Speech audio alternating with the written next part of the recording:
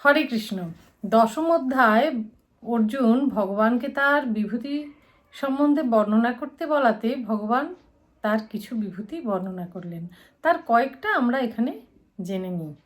বেদেতে গায়ত্রী সাম মধ্যে মহাসাম, মাসেতে অগ্রহায়ণ ধরিয়াছি নাম। সকল ঋতুর মাঝে অতি মনোহর, আমি বসন্ত ঋতু কুসুম আকর। বঞ্চকের প্রবঞ্চনা আমি ধনঞ্জয়, তেজস্বীর তেজ আমি জয়ীগণে জয়। উদ্যমীর উদ্যম সে সাত্ত্বিকের সত্য, বৃষ্ণিগণে বাসুদেব এই মম তত্ত্ব। পাণ্ডবেতে ধনঞ্জয় ব্যাসমুনিগণে, কবিগণে শুক্রাচার্য আমি এ ভুবনে। দমনকারীর দণ্ড হই সর্বভীতি, যথা জয় অভিলাষ তথায় আমি নীতি। তা এখানে আমরা দেখছি যে সব কিছুর মধ্যে যেটা মূল জিনিস সেটা হচ্ছে ভগবানই সেটার প্রকাশ।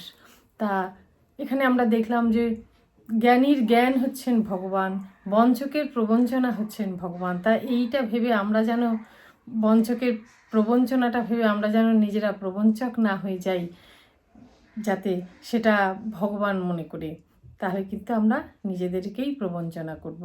আর শেষকালে ভগবান বলছেন যে এক অংশে সর্ববিশ্ব করেছি ধারণ, এখন ইয়ত্তা করো পূর্ণত্ব কেমন। তা ভগবান বলছেন যে এই যে জড় জগৎ ভগবান তার একটুখানি ক্ষুদ্র অংশের মাধ্যমেই ধরে আছেন। তাহলে এর মাধ্যমে আমরা বুঝতে পারবো যে ভগবান কীরকম। অর্জুনকে এইভাবেই ভগবান শেখাচ্ছেন। হরে কৃষ্ণ।